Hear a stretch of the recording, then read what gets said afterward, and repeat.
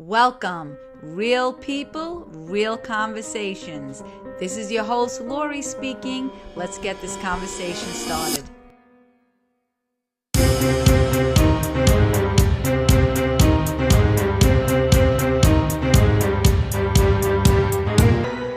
With socialism, and I'm going to ask somebody that's younger than me to see what his interpretation of socialism is. I believe he might have graduated college within the year. So we'll see where this conversation goes. So let's start. Hey, Connor, how are you? Hi, Lori. How are you? Thanks for taking my call. Absolutely. Thank you for taking the time to have this conversation with me. So I just mentioned that I wanted to start with socialism, and obviously you're a lot younger than me. When did you graduate college? This year or last year? Yes, just this past May. Okay. So I wanted to see what your interpretation of the word socialism is. So, I did study it a little bit in college because I was a sociology major, concentration in criminology. So we kind of looked at, Karl Marx and Emil Durkheim and all of them, all those theorists, social theorists. And Marx was big on socialism. He really supported it because he was a big hater of capitalism. And the reason he didn't like capitalism is because of the difference in classes, of social classes. So basically, when someone says socialism to me, it's almost like it's a classless society. Like, everyone is the same. There's no upper class, middle, lower. Everyone's basically on the same playing field. Everyone gets everything. We share everything. No one's poor, no one's rich. Everyone's just the same, basically. Okay. And how do you feel about that? So does that mean to you, like, if somebody works very hard for their money, it doesn't make a difference if they educate themselves 8 years to a person who's been sitting on the couch who really didn't have the same ambition? So are you looking at it like they're still going to live the same, and how do you feel about that?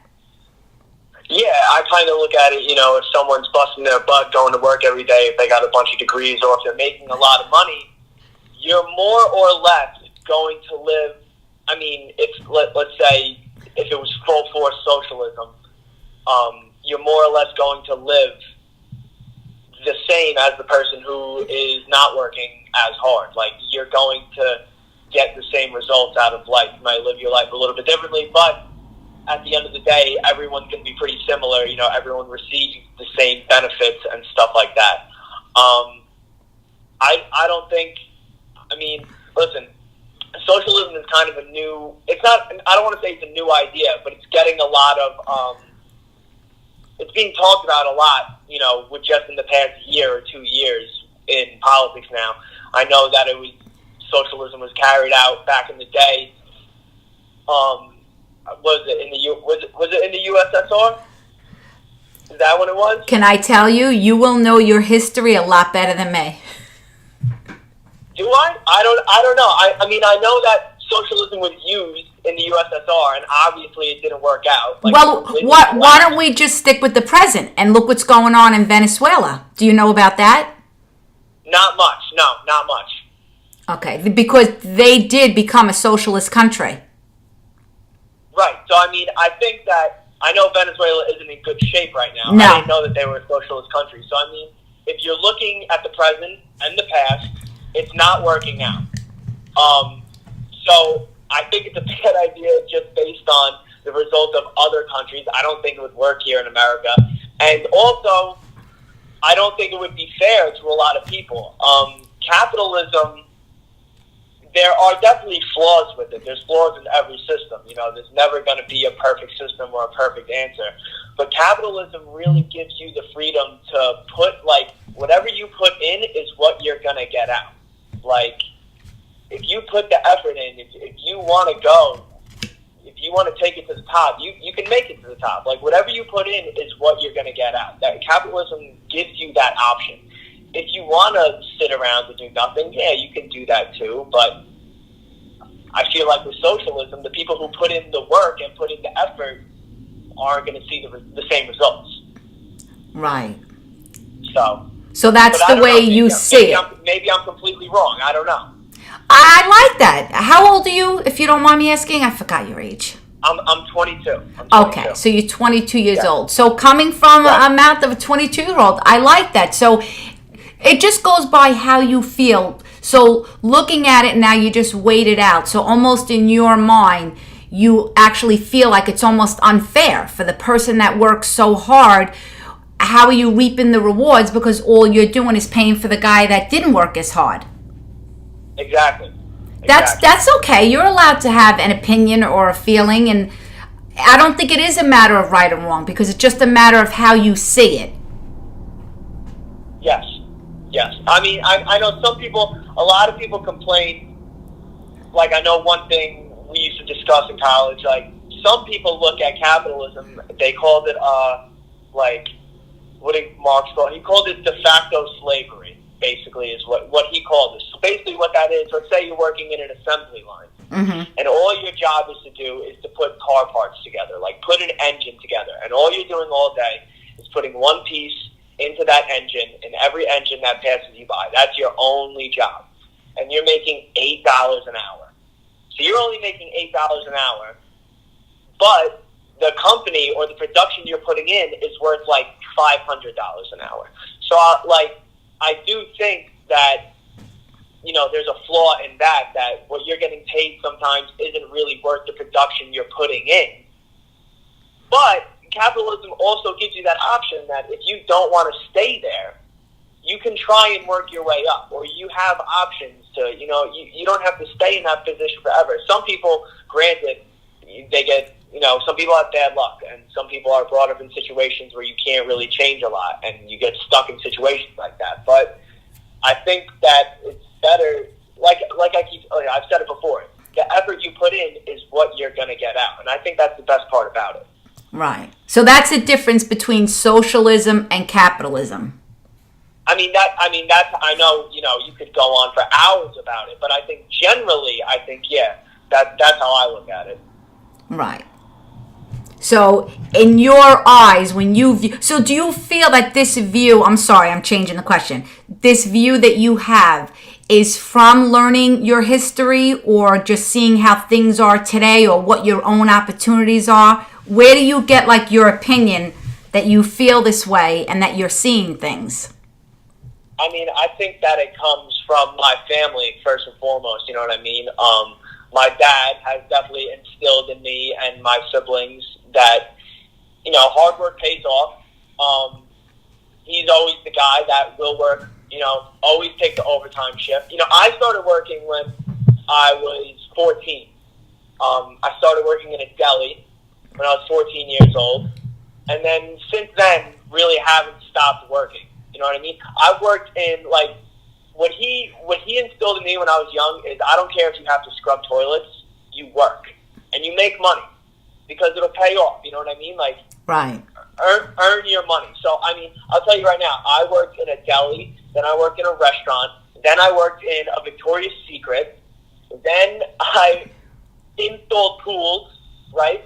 And then I was a landscaper. So it doesn't matter what the work is, you work. And I think that's the problem with my generation nowadays, is they're not willing to do the work. And we're really just lazy people, I think, at the end of the day. I think we're just lazy, especially people my age. So people your age, do you feel that they're, whenever they're speaking to you, are they saying that they actually like socialism because maybe they're lazy, or people that maybe that your friends, your close circle, all pretty much feel the same as far as you work hard? Well, that's the thing, yeah. I don't know any, the people that I keep close around me and the people that I'm friends with every day, you got friends on Facebook that, you're friends with or whatever, but the people that I hang out with and talk to on a daily basis and stuff like that, no one agrees with socialism. But that's just because, birds of a feather, flock together. Right. Whatever you believe in, you know what I mean? That's who your friends and your crew is going to be. So I don't know anyone personally. I'm sure I do know people personally that maybe support it, but I just don't know that they support it yet. I would love to talk to someone, though, who who supports it and like who's about it. I wouldn't even want to argue with them. I would just like to pick their brain for a little bit and try and understand their side of the story. Right. I'm just going to put something out there. There was a story. I don't know if it's true or not. This kid was walking with his mom, and there was a man in the street, and he was looking for money. So somebody said, I don't know if there was a group to give this man money. And so the mom said to him, he said, how much should I give him? And the mother said, well, how much did you make today? And he said, $25. And the mom said, well, give him the $25 then. And the kid thought about it, and he was washing cars. And all of a sudden he realized, why would I give him my $25 that I had to just wash so many cars to earn this? Why doesn't he go wash cars? And that to me set a presence like right there. That's what socialism is. Yeah, I agree with that. And there's also, I think, when you're approached with a situation like that, you know, sometimes you'll be walking and you see a homeless person, or if you're, you know, driving and they come up to your car with the sign. It's sad to see, but, you know, you also don't know the person's situation. There are definitely situations, I mean, if you hear someone's story about, I mean, take veterans, for instance, you know what I mean? A lot of veterans wind up homeless and without jobs, and even with addictions and stuff like that, and they wind up poor. And so what do you think would help them more? Do you think it would help them more handing them money, or helping them get back on their feet and show them that even if you worked at a local 7-Eleven, that there are choices that you can make to better your life? No, I don't think handing them money does anything. And that's the thing, too. Some people you don't know if they just need money. Some people could be completely lying. And you don't know people's stories. So that's why when you want to help everyone, like when socialism is brought up that everyone should be helped and no one should be poor, I think that's where people really have a problem, and that's where I have a problem with it, because some people do deserve help. Some people have done the right thing their entire lives, and for some reason or other, they wind up in a horrible situation with no one to help them, and, you know, they've executed all their options, and there's nothing left to do, and they really just need help. And I agree with that. I want you to know that. I agree with that. I just wanted to throw the question out to you. No, all right. And then, you know, on the other hand, excuse my language, but some people are, you know, pieces of shit at the end of the day. Right. That's how it is. And it's not fair to give, you know, to give your hard-earned money and to provide for your own family to people who don't want to better themselves, who just want to live off of other people's, you know, hard work. Yes. So that's where a lot of the problems come into play. It's a tough situation. That's great that you're 22 years old and you can actually see things like this. That's really good. What? Well, yeah, I mean, it comes to everything. I try and see both sides. I don't just want to, you know, put my foot down and say this is how it is, this is how it's going to be. I try and understand both sides. So, but it's tough. It's not easy. That's the thing. Right, because I had someone that said to me, that's a little older than me, and he believes in socialism, and I said to him, it's not that I don't want to help somebody, because I'm guilty of pulling over and giving that person $5. It just happened, I've did done it. Before too. Yeah, I think everyone's done it before. Okay, so I said to him, I would just like the choice. I don't want somebody telling me that you will be taking this much out of your paycheck every month. And where are we differentiating these people? Like, how do you divide these groups? Because in that group, there will be people that have sat home all these years, did nothing, and they figured out a way to live off the system. And he didn't know what to say. I said, that's my problem. If I bettered myself and I'm doing great, my bills are paid, my family's taken care of, I would like to have the option of saying, okay, like you mentioned the veterans, my son served. Right. Okay, so that would be something that's close to my heart, and that is where I would like to put my money. The difference is I just don't want to be told that I have no choice and put a blanket over everybody, and that's the group. And there will be freeloaders in that group, and that does bother me. If it makes me bad, I'm sorry, but I just would like to have the choice of where I would like my money to go. And some people will, paint you out to be a bad person for not, giving the homeless person money or just giving your money away to anyone who needs it. But it's not it's sad to say, but it's not your problem. Right, and it's not their decision. Right. No, you can't. Right. And you need to help your family first and pay your bills first before you can even help somebody else. Right. So the other thing I wanted to get into, so with your peers, the kids around your age, what topics do you guys generally tackle as far as whether it be just in today's political climate with different things happening or even social issues? I just wonder, what do you guys talk about?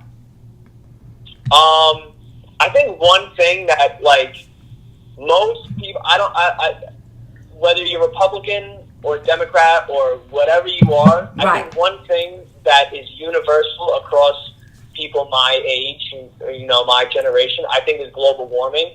I think that's one thing that we all agree on, that maybe it's not as crazy as it was painted out to be back in 2001 with Al Gore and saying, we only got 10 years, and then the planet's just going to be dead. But I think that the younger generation now is seeing, it's very available to see with social media now, what's going on in the world, around the world, and how what we do affects the world. I think global warming is one thing that we all agree on, that we have to do our part, whether it's Republican or Democrat. Right. I don't know, right? Like I said, I don't know if it's to the extent that some of the politicians put out, but I would say that humans are definitely not helping. We're not doing the best that we could. It doesn't mean go crazy with I read some of that Green New Deal, and some of the things in there were just absolutely absurd. Mm-hmm. Some of the things, were just ludicrous. But we definitely have to do our part as young people to try and change some of the habits that older generations have instilled in the world. So what would you say would be something that you would be willing to change? I think it's tough. I don't know what the laws are around recycling or whatever, but when I get, if I go to someone's house and they don't recycle, I'm kind of just isn't that just, I don't know. I think, isn't that just stupid? Right. Isn't it just stupid to not recycle? I don't know. The town gives you recycling bins for free. The garbage men come and pick it up on, alternating Tuesdays or Wednesdays or whatever that is. I just think it's kind of our part to do it. I don't know. I think It's kind of stupid to just not, it's not a crazy effort. It's almost effortless to do it nowadays.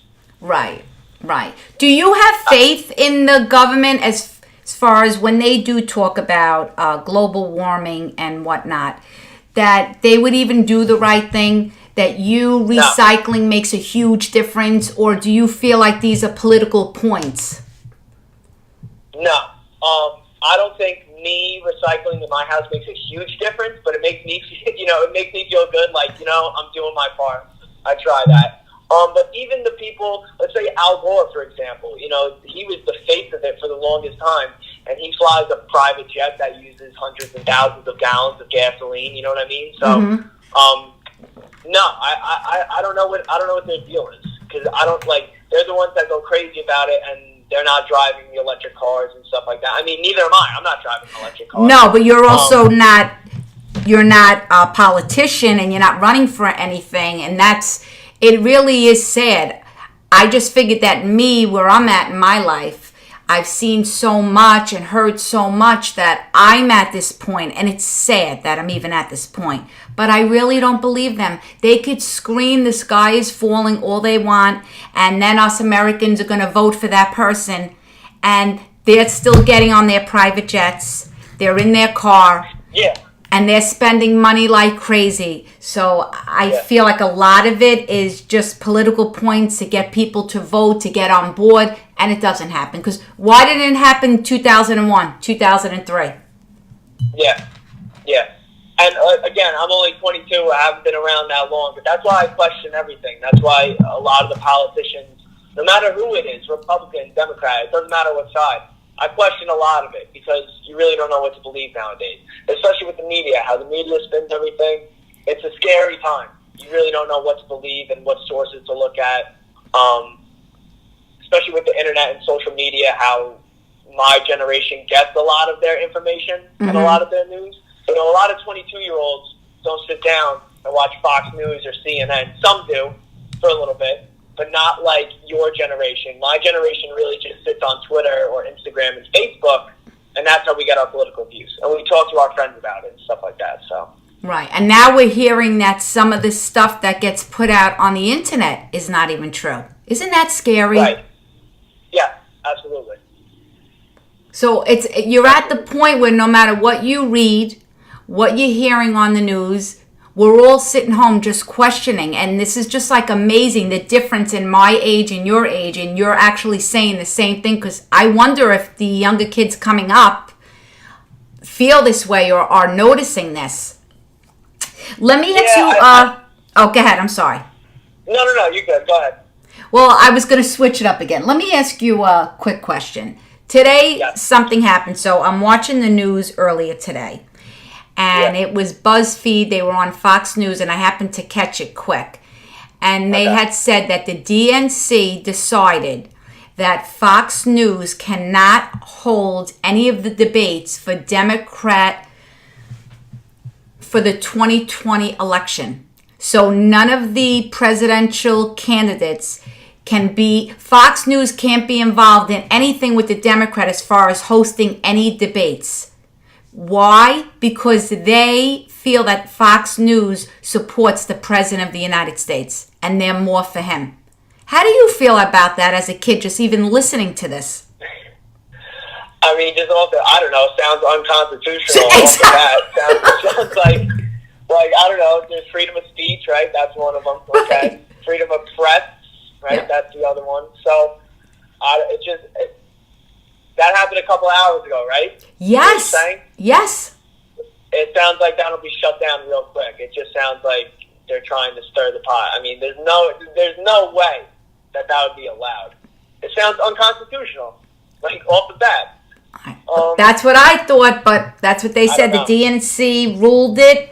And you saw Fox News, they were almost backtracking, saying, oh, no, well, we call the president out if he says something wrong, and we say this and we say that. And I'm thinking, you have to, as I'm listening to this, I'm thinking, you have to be kidding me, because you support the president of the United States of America. Anybody that works for this network cannot be involved in any of the debates with the Democrats that are running for president. Exactly, like my mouth dropped. I mean, yeah, that doesn't make. I'm not saying that you're wrong or that you're lying or you misheard, but it doesn't make sense. It doesn't make sense that they would say, "Well, you support the president, so you can't, ask any questions for Democrats." I mean, I don't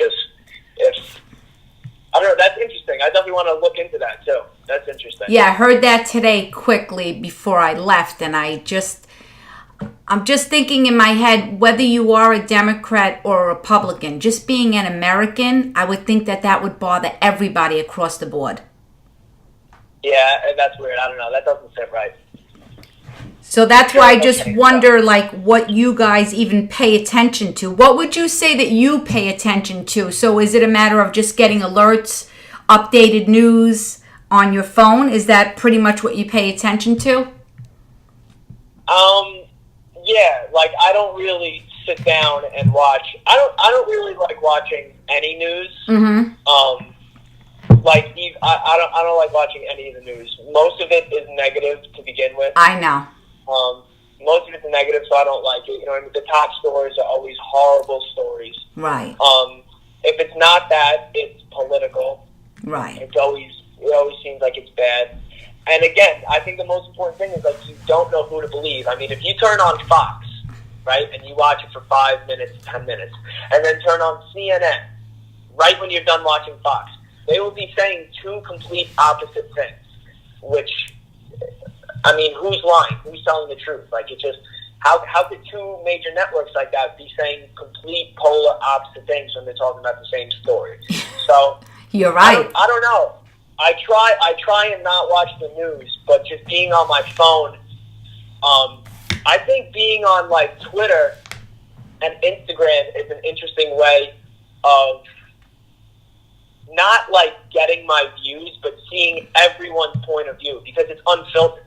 Yes. You know what I mean? So if Fox News posts something on Twitter or CNN or anyone posts something on Twitter or Instagram, and then if you look at people commenting on that, you'll see Republicans commenting on it and you'll see Democrats commenting on it. You'll see everyone commenting on it. And you'll get to see both sides. And, you know, sometimes you'll agree with the Republicans. Sometimes you'll agree with the Democrats. So I think it's good to see both sides and then kind of, you know, make your own opinion taking in everyone else's point of view. It's good to see everyone's point of view. And it's unfiltered. You know what I mean? Right. That's good. I like that. I agree with that because I do go on Twitter. I'm the same thing. And I'll look in the comments and you'll see both sides. And like you said, then you kind of walk away with this, some type of middle. Because you're always going to get people... You take a little bit from this side and a little bit from that side and just kind of make your own opinion, which I like. So, right. I don't know. Maybe in my mid-20s I'll start watching the news. I'm not sure. Maybe that will change. I don't know. Right. I don't know. No, it could be because now you're used to that. You go on Twitter, which I think is fine. So are you okay with, as far as your group of friends in your circle, if someone is a Democrat or a Republican, are you respectful of each other? Because I do have friends that are Democrats, and that's fine. And it's okay that they might not like, they don't like Donald Trump because they feel they don't like his personality. That's fine. We could agree to, and I understand certain things that he says, but we try to have a middle ground on whatever he's doing for America. So I just wonder, like, with this whole political climate, a lot of people are afraid to say whether they supported Trump or not. So I'm just wondering, with you guys, how it is. Yeah, I'll say this. So how I look at myself is like I'm a fiscal conservative. So when it comes to money and paying taxes and stuff like that, I'm conservative. Mm-hmm. You know, I don't like people messing with my money. I just work too hard for it. I like to save up my money, and I don't want to pay high taxes. I don't think anyone does. Right. That's why I don't like socialism, because your taxes are just going to be crazy. Right. When it comes to moral issues, you know, I could be a little bit more liberal when it comes to certain issues. But when it comes to money, I definitely consider myself conservative.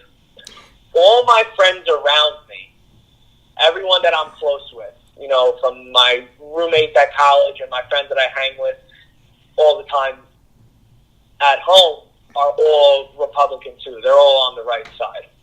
Okay. So it's more like you're conservative, but you have libertarian views. Yeah, I mean, on certain things. On certain things. Yeah, to some degree. Okay. That's me too. I can. That's me too. Yeah, to some degree. But the thing is, I feel like if I see my friends on social media posting about Hillary or Bernie and they support him, or anyone on the left, I might not agree with it, but I don't view them, I don't really view them differently. Like, it doesn't change the way I look at them, their personality. I feel like when the left finds out that you're on the right, there's a lot of stigma that gets carried with that, and people like almost want to judge you. So sometimes I try and hide it. You know what I mean? I definitely don't like posting about it all the time. I say all the time, if you ride around in your car with a Trump sticker on your car, you better be prepared to walk out to your car with your tires slashed one day, or, you know, your windows broken. I don't think it's a smart thing to do to walk around with a "Make America Great Again" hat. Should you be able to do it? Yes, you should be able to feel safe and walk out in public wearing that hat, because it's your right as an American. But if you're going to walk out wearing that hat and then you get beat up by a bunch of crazy, people from the left, don't be surprised. That's all I'll say about that. You have to see it coming because people don't respect people who voted for Trump at the end of the day. There's really no respect for those kinds of people. I just think that's just so crazy. Do you know, I bought my dad a Make America Great Again hat for Christmas. And then after I gave it to him, I'm not going to lie to you, it was as if I regretted it. Because then I thought for a second, oh my goodness, if he wears this to the grocery store. My dad is in his 70s. I don't need somebody spitting in his face or doing something to his car. Yeah. And we're actually talking about the President of the United States of America. You cannot walk around and openly support him, and this is what will happen to you.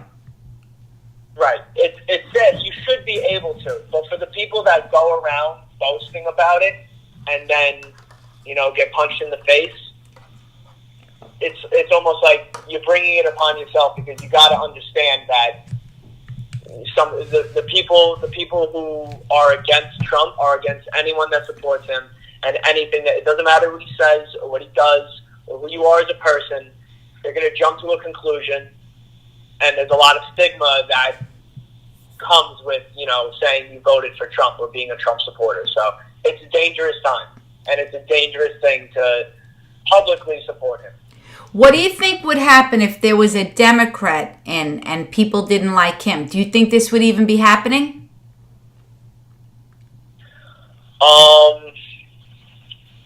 It depends on who the Democrat was. So if it was Obama, they might say, if you're not supporting, they might say you're a racist. If it was Hillary, they might say you're a sexist. If it's Bernie, I don't think it would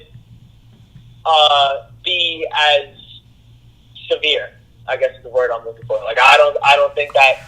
But do you see what I'm saying? It's as if you're punished either way. So if you voted for the president and you're a Republican and you voted because of his views and how he sees America, you're doomed because people will go against you. If there's a Democrat and maybe they're more for socialism and you don't agree with it, do you see how this is the way this world is going? You're doomed for that view too.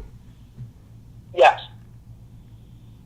It's that's what I say. Yeah, it's a scary time. There's no one who's right and there's no one who's wrong. It's kind of like everyone's opinions definitely matter, but everyone also thinks that their opinions are facts. Right. And I don't think that at all. And I'll be honest, if there was, I didn't vote for Obama, and I would never knock anyone that voted for him. I always had respect. He was the president, and there were people that I knew that were a little crazy, and I said, I did see a speech that he made, and I thought he sounded great. And I always just left it at that. There were things that I didn't agree with, but I didn't have hate in me and wanted so bad to just knock anyone that voted for him. I didn't have that in me. But for some reason in today's climate, I guess this is just the way it is. You can't even, if you disagree with Trump, that's fine. But to the degree that it is, it's just insane. And if you disagree with Obama, you are a racist. You can't have it both ways. Well, listen to this. This is a great example I use all the time. So the people that say you can't generalize groups, right? You have people who say you can't generalize that every person from the Middle East is a terrorist, right? Right. They say just because they're from the Middle East doesn't mean they're a terrorist. Those are the same people that say if you voted for Trump, you're a racist. You know what I mean? Good point. Yes. People that say, hey, just because he's black doesn't mean he's a criminal, which is true. Just because someone's black doesn't mean they're a criminal. But if you make, those are the people that say that all cops are bad. Right. So there's really no one's wrong and no one's right in those situations. But some people just feel strongly about what they pick a side. So some people feel strongly about one side and not the other side. Right. And that's where people, it's a never-ending fight because there's no right answer. There's really no wrong answer. So you're just fighting forever. There's just constant disagreement. Well, there's good Connor, there is good and bad and everything. And I do believe there are cops out there that probably have not done the right thing. But we can also say that about teachers. Right. We could say it about teachers, doctors, gangs. You know, say it about anybody. Right. So, you know what I mean? So there's good and there's bad in the world. And right. That's just it. And even politicians. Just because someone has a title and they're a politician, that doesn't mean they're perfect. Absolutely. Well, I have to be honest. See, I like getting your view and how you see the world, because I always wonder sometimes if I can have conversations with people like my peers, and a lot of us we're similar, and because obviously we're all worried about our children and what's going to be for the next generation. And I always wonder what this next generation looks like. How are they seeing things? So I'm sure there's other kids around your age, maybe a little younger, might see things a little different. But I'm going to try to start doing that, having conversations with people that are younger, because I get very interested, and and even if we don't agree, I just think it's good just to hear your voices, what you guys are talking about. So I appreciate so much that you took the time and came on and had this conversation, and I would hope that maybe if something else comes up in the future and you may decide to come back, I would love to have you back on. I would love that too. This was awesome. All right. Thank you so much, and have a great day. Thank you, Lori. Take care. Okay, bye-bye.